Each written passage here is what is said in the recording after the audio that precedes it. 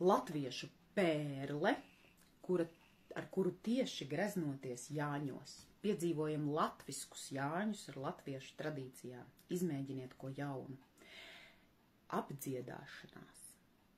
Tā ir izcila latviešu tradīcija. Apdziedāšanās ir tradīcija, kura ir faktiski mums unikāla.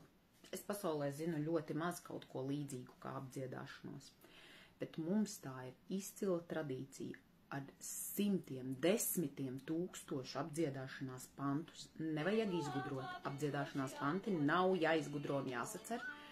Pagājušā gadā ir zaļā grāmata iznākusi, tur ir, man liekas, kāds 100 000 apdziedāšanās panti, vai te patiešām nevarat izvēlēties no grāmatas. Nokupējiet uz seraksta, sagrieziet kaut vai viņus gabaliņos, velciet kā loterijā un dziediet.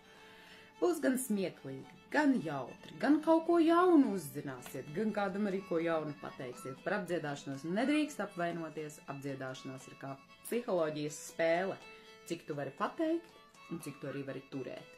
Un vispār, cik tevi nervi rūdīti, un arī izsmiešanās, un arī asprātības spēle, un vispār apdziedāšanās tradīcijā kopā ir tik daudz dažādu komponenti, un Jāņi, it sevišķi pret rītiņu, ir īstā vieta un laiks, kur var kārtīgi nobliest ar apdziedāšanos. Piedzīvojiet ko jaunu, izmēģiniet kādu no īstām latviešu tradīcijām Jāņos. Aiziet!